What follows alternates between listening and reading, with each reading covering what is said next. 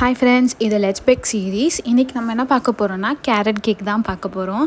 இதுக்கு ஃபஸ்ட்டு நம்ம 2 எக்கை வந்து இதில் உடச்சி ஆட் பண்ணிக்கலாம். இது கூடயே நம்ம இப்போது வெனிலா எசன்ஸும் நம்ம ஆட் பண்ண போகிறோம். நீங்கள் பைனாப்பிள் எசன்ஸுமே இது கூட சேர்த்து ஆட் பண்ணிக்கலாம். பட் நான் இன்றைக்கி வெனிலா எசன்ஸ் மட்டும்தான் ஆட் பண்ணியிருக்கேன்.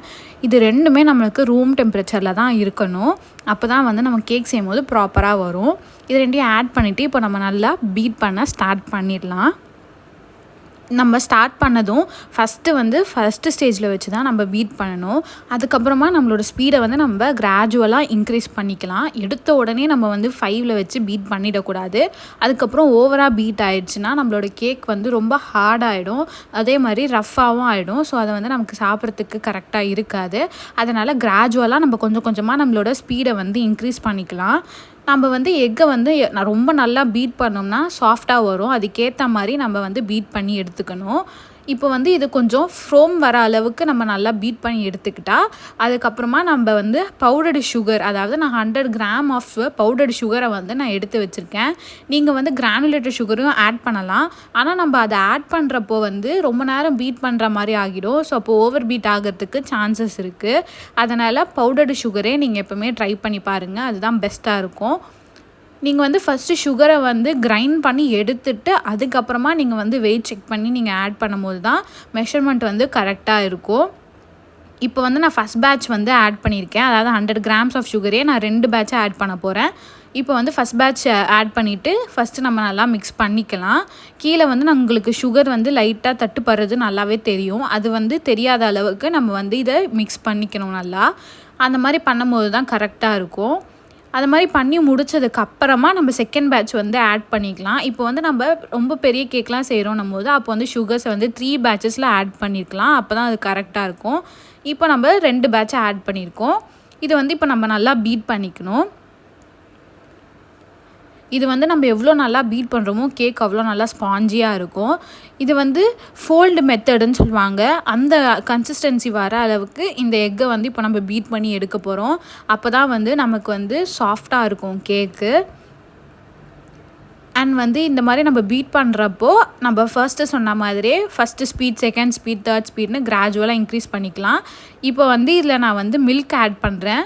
அது கூடயே நான் வந்து ஆயிலும் நான் ஆட் பண்ண போகிறேன். ஆயில் வந்து வெஜிடபிள் ஆயில் மாதிரி எது இருக்கோ யூஸ் பண்ணிக்கோங்க. ஸ்மெல் இல்லாத ஆயில் எது வேணாலுமே நம்ம ஆட் பண்ணிக்கலாம்.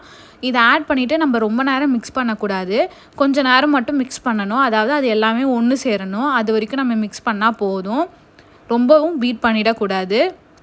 இது பீட் பண்ணி முடிச்சதுக்கப்புறமா 100 gram of maida, baking powder and baking soda and ஒரு பிஞ்ச் ஆஃப் சால்ட், இது எல்லாமே நான் வந்து மெஷர் பண்ணி எடுத்திருக்கேன். அதை வந்து இதில் நம்ம ஆட் பண்ணிக்கிட்டு நம்ம மிக்ஸ் பண்ணலாம்.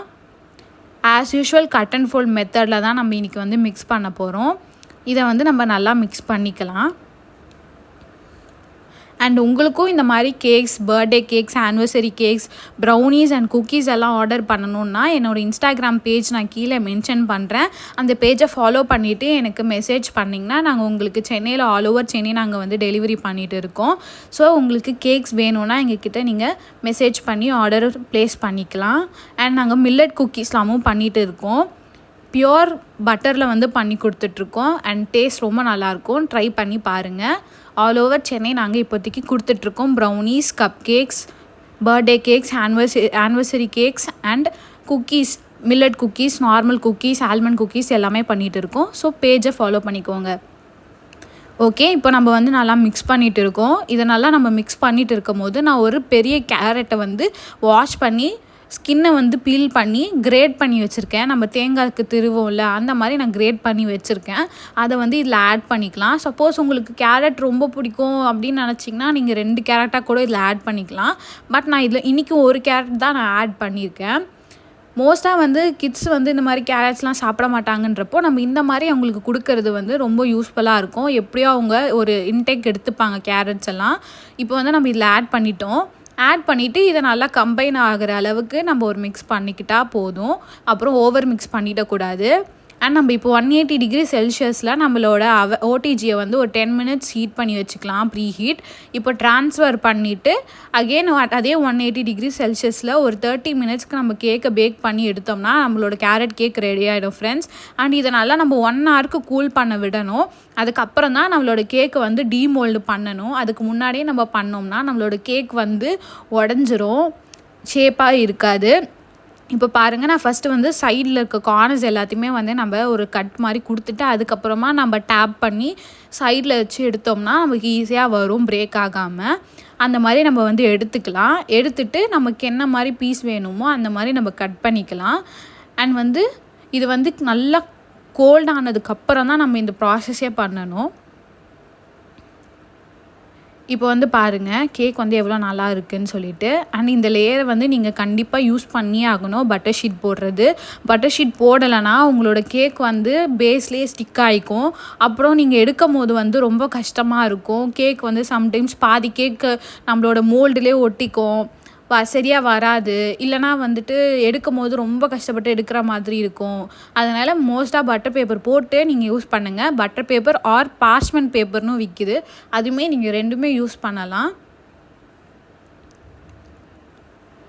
அண்ட் வந்து இப்போ இதை நம்ம வந்து கேர்ஃபுல்லாக ரிமூவ் பண்ணி எடுத்துக்கலாம். நம்ம கேக் டேமேஜ் ஆகாத மாதிரி பொறுமையாக நம்ம இதை எடுத்துக்கணும்.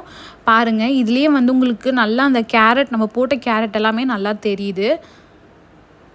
அண்ட் கேக் வந்து நல்லா சாஃப்டாக இருக்குது.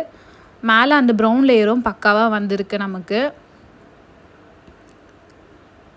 இப்போ வந்து நான் உங்களுக்கு கட் பண்ணியும் காட்டுறேன் கேக்கை. இப்போ இந்த கட் பண்ணும் போதே உங்களுக்கு தெரியும் கேக் வந்து நல்லா சாஃப்டாக இருக்குது, ஸ்பாஞ்சியாக இருக்குது. கண்டிப்பாக வந்து இது கிட்ஸுக்கெல்லாம் ஒரு நல்ல ஸ்நாக்காகவே நம்ம கொடுக்கலாம். இப்போ பாருங்கள், நான் கேக் காட்டுறேன், எவ்வளோ நல்லா இருக்குது பாருங்கள். டென்ஸாகவும் இருக்குது, அதுக்கேற்ற மாதிரி சாஃப்டாகவும் இருக்குது. நல்லா சாஃப்டாக ஃப்ளஃபியாக இருக்குது. உள்ளே எல்லா கேரட்டுமே நம்ம போட்டதெல்லாம் பக்காவாக இருக்குது. நல்லா தெரியுது, உங்களுக்கு வீடியோவிலே தெரியும்னு நினைக்கிறேன். இதை வந்து நான் இப்போ உங்களுக்கு வந்து பிரேக் பண்ணியும் காட்டுறேன். அண்ட் இதே மாதிரி கேக்ஸ் ஆர்டர் பண்ணணுன்னா என்னோடய இன்ஸ்டாகிராம் பேஜை ஃபாலோ பண்ணிக்கோங்க. பாய்.